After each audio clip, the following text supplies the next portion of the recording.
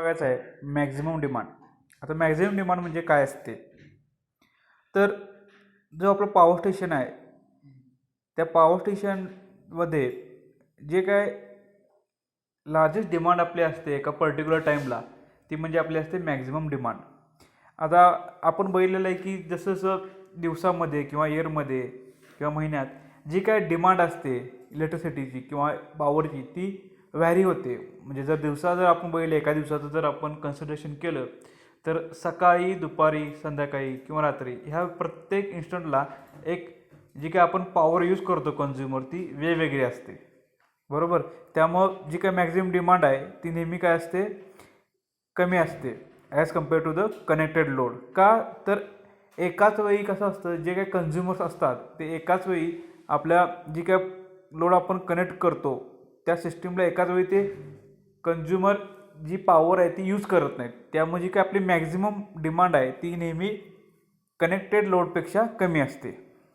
जर आपण वरील फिगर जर बघितली तर त्या फिगरमध्ये जर आपण दर्शवल्याप्रमाणे जर कन्सिडरेशन केलं तर 8 वाजता रात्री जी काय आपली मॅक्झिमम डिमांड असते ती 27 मेगावॅट एवढी आपली मॅक्झिमम डिमांड असते. त्यानंतर नेक्स्ट पॉईंट आहे डिमांड फॅक्टर.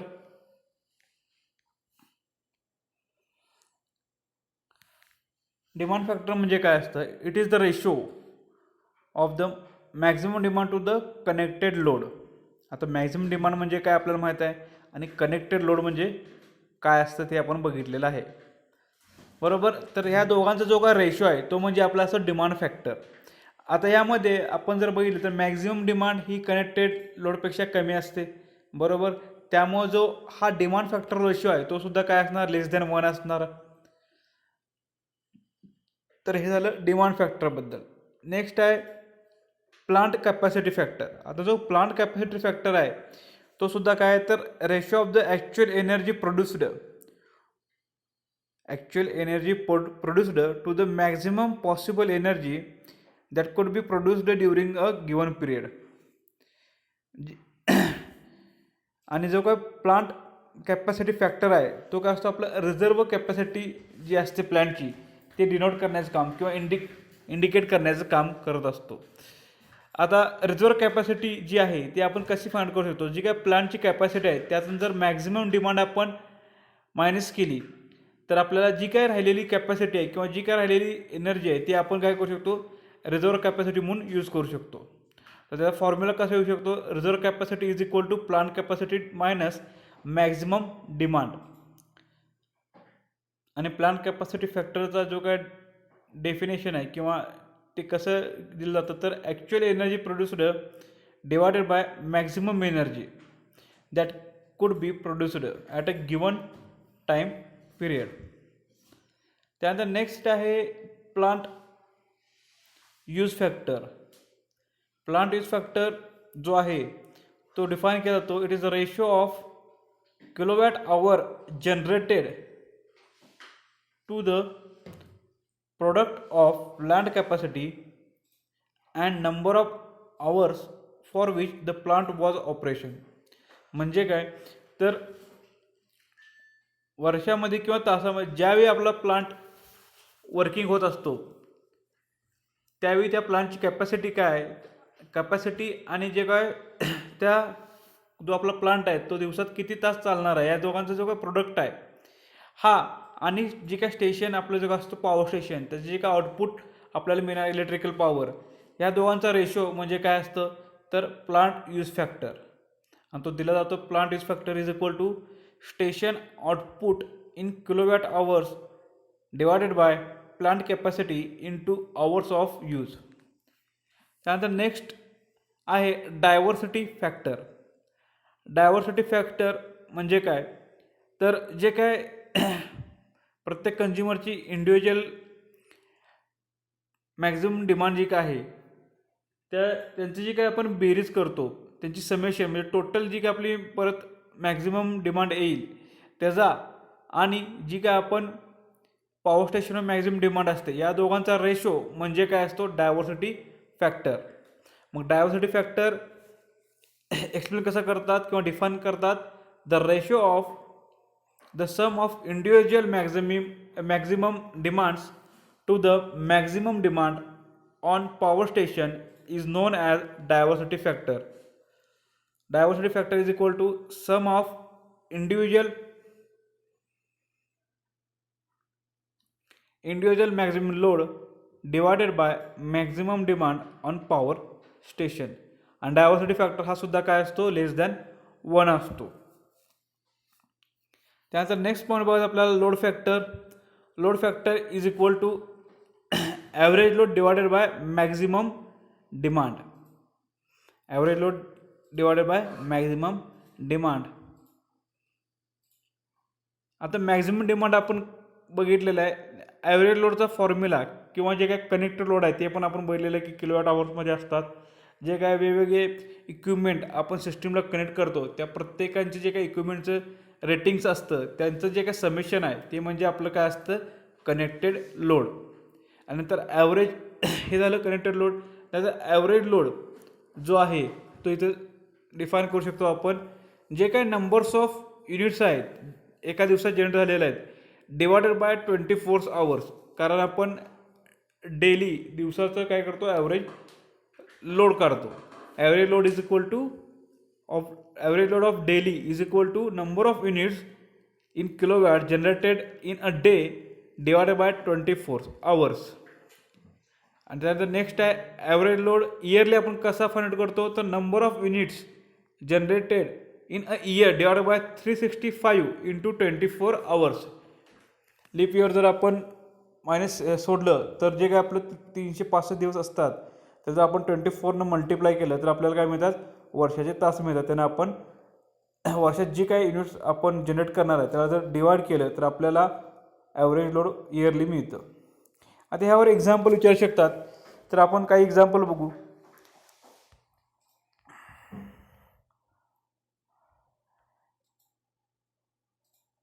एक्झाम्पल बघू हे. A generating station has connected load 40 megawatts and maximum demand of 20 megawatts. A generating station has a connected load 40 megawatts and maximum demand of 20 megawatts. The units being generated are 60 into 10 raised to 6 per annum. Calculate demand factor and average demand. तर एक्झाम्पलमध्ये काय काय दिले, connected load दिलेला आहे 40 मेगावॅट्स. तो आधी गिवनमध्ये लिहून घ्या, कनेक्टेड लोड 40 मेगावॅट्स. त्यानंतर नेक्स्ट पॉईंट काय दिला आहे, मॅक्झिमम डिमांड किती आहे, मॅक्झिमम डिमांड 20 मेगावॅट्स. ते पण गिवन्समध्ये लिहून घ्या. काय काय एक्झाम्पलमध्ये आपल्याला माहिती दिलेली ती सगळ्या दिली गिवनमध्ये लिहून घेतली.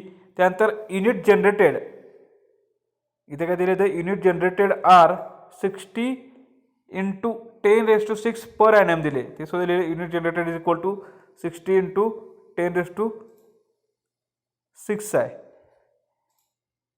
इथं काय 6 आहे, इथं 6 करा. ओके, करेक्शन करा तेवढी. आणि आपल्याला विचारले काय, तर डिमांड फॅक्टर आणि ॲव्हरेज डिमांड हे आपल्याला दोन विचारलेले आहेत. आता डिमांड फॅक्टरचा आपल्याला फॉर्म्युला माहीत आहे. पहिला डिमांड फॅक्टर आपण फाइंड आउट करू. डिमांड फॅक्टर म्हणजे काय असतो, maximum demand divided by connected load. आज जर आपण गिवन डेटामध्ये बघितलं तर मॅक्झिमम लोड आपल्याला किती दिलेला आहे किंवा मॅक्झिमम डिमांड किती आहे, तर 20 मेगावॅट. तर ते 20 लिहिलं इथं. डिवायडेड बाय कनेक्टेड लोड किती आहे, 40 मेगावॅट, ते लिहिलं 40. जर हे जर सॉल्व केलं 20 डिवाइड बाय 40 तर आपल्याला जे काय डिमांड फॅक्टर आहे तो किती येतो, 0.5. त्यानंतर नेक्स्ट आपल्याला फाइंड आउट करायचं आहे ॲव्हरेज लोड किंवा ॲव्हरेज डिमांड. आता ॲव्हरेज डिमांड आपण कसे फाइंड करतो, तर इथं काय दिलेलं आहे, जे काय युनिट आपण जनरेट करतो पर ॲनम दिलेलं आहे, बरोबर. वर्षाचे आपल्याला युनिट किती जनरेट केले ते आपल्याला दिलेलं आहे. तर ॲव्हरेज डिमांडचा जो फॉर्म्युला आहे तो आपल्याला काय करायला लागेल, तर ॲनममध्ये आपल्याला तो फॉर्म्युला फाइंड आउट करायला लागतो. म्हणजे ॲव्हरेज डिमांड फॉर इयरली आपल्याला फाइंड आउट करावी लागेल. तर त्याचा फॉर्म्युला काय, तर युनिट जनरेटेड पर ॲनम म्हणजे वर्षाला आपण किती युनिट जनरेट करतो divided by hours in year, वर्षात किती तास असतात तिचं आवर्स. जर ते आपण पुट आउट केलं युनिट्स आपल्याला दिले 60 × 10⁶ बरोबर डिवाइड बाय 8760 आवर्स हे आपलं वर्षाचे तास आहेत. 365 × 24 जर आपण केलं तर आपल्याला 8760 एवढे आपल्याला तास मिळतात. जर हे आपण सॉल्व केलं तर आपल्याला जी काय ॲव्हरेज डिमांड आहे ती काय मिळते 68 एवढी आपली ॲव्हरेज डिमांड मिळते फॉर 49.31 किलोवॅटसाठी. तर हे झालं पहिलं एक्झाम्पल ज्यात डिमांड फॅक्टर आणि ॲव्हरेज डिमांड आपण काढली. सिम्पल आहे. डॅट फॉर्म्युला जरी आपण इथं लिहिला तर आपल्याला ॲव्हरेज डिमांड आणि ॲव्हरेज फॅक्टर आपल्याला मिळू शकतो. नेक्स्ट फॉर्म्युला एक्झाम्पल बघू आपण. अ जनरेटिंग स्टेशन, एक जनरेटिंग स्टेशन आहे 100 megawatt delivers 100 megawatt for 2 hours. 100 मेगावॅटचं स्टेशन आहे की जे 100 मेगावॅट 2 आवर्ससाठी आपण यूज करतो. 50 मेगावॅट 6 तासासाठी यूज करतो. 50 megawatt for 6 hours and shut down for rest of each day. आणि राहिलेले जे दिवसात आहेत त्या राहिलेल्या दिवसात आपण ते बंद ठेवतो. It is also shut down for maintenance for 45 days each year. Calculate its energy supply annually and percentage annual load factor. म्हणजे आपल्याला काय दिलेलं आहे इथं तर आधी गिव्हनमध्ये लिहून घेऊ आपण. एक्झाम्पल वाचू. जनरेटिंग स्टेशन ऑफ 100 मेगावॅट म्हणजे जे काही जनरेटिंग स्टेशन आहे त्याची कॅपॅसिटी किती आहे तर 100 मेगावॅट बरोबर. ती आपण इथे राईट डाऊन केली. ती इथे लिहिली 100 मेगावॅट. आता पुढं काय दिलेलं आहे तर 100 मेगावॅट फॉर 2 आवर्स म्हणजे 100 मेगावॅट आपण काय करतो तो जो स्टेशन आहे तो 2 तासासाठी डिलिव्हर करतो. 100 मेगावॅट 2 तासासाठी डिलिव्हर करतो बरोबर. त्यानंतर 50 मेगावॅट फॉर 6 आवर्स 50 मेगावॅट जी काही नाही ती 6 तासासाठी तो डिलिव्हर करतो बरोबर आहे. हे प्रत्येक दिवसाला एवढी तो एनर्जी डिलिव्हर करतो. 2 तासासाठी 100 मेगावॅट आणि 6 तासासाठी 50 मेगावॅट. आणि वर्षाच्या 365 दिवसापैकी 45 दिवस मेंटेनन्सच्या पर्पजनं जो आपला स्टेशन आहे किंवा जनरेटिंग स्टेशन आहे तो आपण बंद ठेवतो बरोबर. मेंटेनन्सच्या पर्पजसाठी आपण काय केलं 45 दिवसासाठी हे बंद ठेवलं. आपल्याला विचारलेलं काय येतं तर एनर्जी सप्लायड ॲन्युअली वर्षाला आपण किती एनर्जी सप्लाय करतो आणि percentage annual load factor. Annual load factor किती आहे ते आपल्याला पर्सेंटेजमध्ये का फाइंड आउट करायचं आहे बरोबर. हे समजलं तर नेक्स्ट कसं सॉल्व करते आपण बघू. पहिल्यांदा काय करू आपण दिवसाला आपण किती एनर्जी सप्लाय करतो हे आधी आपण फाइंड आउट केलं पाहिजे बरोबर. दिवसाला आपण किती एनर्जी सप्लाय करतो ते आपण फाइंड आउट केलं पाहिजे. आपल्याला माहिती आहे की आपण काय करतो पहिला गेलो आपण energy supply for each working day. 100 megawatt आपण 2 तासासाठी करतो 100 × 2 केलं प्लस 50 × 6 म्हणजे 50 मेगावॅट आपण 6 तासासाठी करतो. ह्या दोघांची काय समेशन येईल ते म्हणजे आपलं काय असणार एका दिवसाला आपण एवढी एनर्जी सप्लाय करतो. जर 100 200 plus 300 is equal to 500 megawatt per hour एवढी एनर्जी किंवा एवढं एनर्जी आपण काय करतो सप्लाय करतो प्रत्येक दिवसाला बरोबर. आता वर्षामध्ये जे मेंटेनन्स पर्पजसाठी आपण 45 दिवस काय करतो आपला जो काय स्टेशन आहे तो बंद ठेवतो. म्हणजे वर्षात किती दिवस हा स्टेशन ऑपरेट असणार किंवा वर्किंगमध्ये असणार तर station operates for 360 minus 45 days आपण काय करतो मेंटेनन्ससाठी ते बंद ठेवतो. त्यामुळे 365मधून 45 मायनस केलं तर आपणला जो स्टेशन आहे तो 320 डेज वर्षामध्ये ऑपरेट होत असेल किंवा वर्किंगमध्ये असेल बरोबर. तर हे झालं 320 दिवस आपण जर जो आपला स्टेशन आहे तो वर्किंगमध्ये असेल तर आपण काय करतो आपल्याला वर्षातले किती दिवस तो वर्किंगमध्ये असतो हे मिळालं आणि दिवसाला आपण किती एनर्जी प्रोड्यूस करणार किंवा सप्लाय करणार आहे हे सुद्धा आपल्याला माहीत आहे. तर ह्याच्यावरून आपण काय करू शकतो तर एनर्जी वर्षात आपण किती सप्लाय करू शकतो ते फाइंड आउट करू शकतो. ती कशी करणार तर एका दिवसाला आपण काय करतो 500 मेगावॅट एवढे आपण काय करतो एनर्जी सप्लाय करतो, ते लिहिलं 500 मेगावॅट आवर. आता ते वर्षात किती दिवस सप्लाय करतो, तर 320 दिवस. म्हणजे 500 गुणिले 320 ही जी आहे ती आपली वर्षाला आपण एवढी एनर्जी सप्लाय करतो. 1,60,000 मेगावॅट आवर एवढी आपण एनर्जी काय करतो, सप्लाय करतो. बरोबर, हे समजलं. म्हणजे पहिलं आपलं फॉर्म्युला एनर्जी सप्लाय ॲन्युअली, वर्षाला आपण किती एनर्जी सप्लाय करतो ते आपल्याला मिळाले. तर आता ॲन्युअल लोड फॅक्टर आपल्याला फाइंड आउट करायचा. बरोबर, ॲन्युअल लोड फॅक्टर आपल्याला फाइंड आउट करायचा. तो कसा करतात, तर मेगावॅट आवर सप्लायड पर ॲनम, म्हणजे जी काय आपण एनर्जी वर्षाला सप्लाय करणार आहे ते divided by maximum demand in megawatt into working hours into 100, ह्याचा फॉर्म्युला. आता मॅक्झिमम सप्लायड जी काही एनर्जी आहे वर्षाला ती आपण फाइंड केली 1,60,000 मेगावॅट आवरमध्ये डिवायडेड आहे. आता मॅक्झिमम जी काही डिमांड आहे आपल्या जनरेटिंग स्टेशनमध्ये ती किती आहे, जर इथं बघितलं तर 100 मेगावॅट एवढे आपल्याला 2 तासासाठी आपण यूज करतो. म्हणजे मॅक्झिमम आपण काय करतो, 100 मेगावॅट आपण यूज करतो.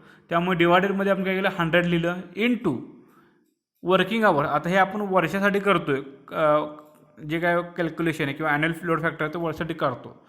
त्यामुळं जी काय वर्किंग आवर आहे ते सुद्धा काय असणार, आपले इयरली असणार आहे. पण इथं 45 दिवस काय असणार आहे, तर आपला जो काय स्टेशन आहे तो शटडाऊन असणार फॉर मेंटेनन्स पर्पज. त्यामुळं 320 गुणिले 24 हे आपलं काय असणार, आवर्स असणार आहे. जर आपण हे कॅल्क्युलेशन केलं इंटू तर आपल्याला 20.8% एवढं काय मिळणार आहे, तर ॲन्युअल लोड फॅक्टर हा आपल्याला मिळणार आहे. त्यानंतर नेक्स्ट जो एक्झाम्पल आहे तो आपण बघू. A consumer has a maximum demand of 700 kilowatt at 70% load factor if the traffic is रुपये 200 per kilowatt of maximum demand. Maximum डिमांडच्या 200 रुपये आपल्याला लागतात पर मंथ प्लस 100 पैसे per kilowatt hour. Find overall cost per kilowatt hour. बरोबर, आता इथं काय काय दिलेलं आहे, तर मॅक्झिमम डिमांड दिलेली आहे 700 किलोवॅट. लोड फॅक्टर दिलेला आहे 70% म्हणजे आपण 0.7 लिहू. आणि ट्रॅफिक किती दिलेलं आहे 200 पर किलोवॅट प्लस 100 पैसे पर किलोवॅट हे आपल्याला दिलेलं आहे. आपल्याला काय विचारलं आहे, तर ओव्हरऑल जी काही कॉस्ट आहे पर किलोवॅट आवर ती आपल्याला फाइंड आउट करायची आहे. सगळ्यात पहिलं आता आपल्याला ह्यात काय फाइंड केलं पाहिजे, तर वर्षाला आपण किती युनिट कन्झ्युम करणार आहे हे आपल्याला फाइंड आउट केलं पाहिजे. बरोबर, त्यासाठी फॉर्म्युला काय, unit consume per year is equal to maximum demand into load factor into hours in years. बरोबर, आता मॅक्झिमम डिमांड किती दिली आहे 70 आहे. Maximum demand 700 into 0.7 into 8760. 700 into 0.7 into 8767 8760 ही आपली काय आली मॅक्झिमम युनिट जेव्हा आपण कन्झ्युम करणार इयरली ते झालं. इथं 70 दिलेलं आहे, इथं 700 करा. 700 into 0.7 into 8760 is equal to 4,29,240 kilowatts hour एवढे आपले काय आलं, तर युनिट आपण कन्झ्युम करतो हे आलं. आता आपल्याला काय फाइंड करायचं, ॲन्युअल चार्ज आपल्याला फाइंड आउट करावं लागेल. आता ॲन्युअल चार्ज कसं फाइंड आउट करणार, तर annual maximum demand charge plus annual energy charges जर फाइंड आउट केलं तर इथं लिहिलं आहे 200 कितीवर, तर 70% 700वर 200 इंटू 70 प्लस 1 इंटू 4,29,240. जर आपण हे सॉल्व केलं 200 इंटू 70 प्लस 1 इंटू 4,29,240, तर आपल्याला मिळतं ॲन्युअल चार्जेस 4,43,240. बरोबर. आता ओव्हरऑल आपल्याला कॉस्ट काढायचे पर किलोवॅट आवरमध्ये. तर आपण काय केलं आहे, तर युनिट जे कन्झ्युम केलेलं आहेत ते आपल्याला मिळालेले आहेत आणि जी काय कॉस्ट आहे तीसुद्धा आपल्याला मिळालेली आहे. तर आता ज्यावेळी आपण हे फाइंड आउट करतो त्यावेळी 4,000 जे काय आपले चार्जेस आहेत ते चार्जेसला जर आपण युनिटनं डिवाईड केलं तर आपल्याला काय मिळेल, जे काय आपल्याला कॉस्ट आहे ओव्हरऑल ते आपल्याला फाइंड आउट होईल. मग 4,43,240 डिवायडेड बाय 4,29,240 जर ह्याला डिवाईड केलं तर आपल्याला 1.033 एवढं आपल्याला काय मिळेल, ह्याची कॉस्ट मिळेल. आणि पैशात ती किती मिळेल, 103.3 पैसे. तर हे झालं एक्झाम्पल. आता आपण जी एक्झाम्पल होती त्या सिमिलरली आपल्या बुकमध्ये एक्झाम्पल आहेत ती सॉल्व करायचा प्रयत्न करा. जर काय अडचण असेल तर विचारा. तर जे काय ह्याच्या नेक्स्ट पार्ट आहे ते आपण नेक्स्ट टाईम बघू. थँक्यू.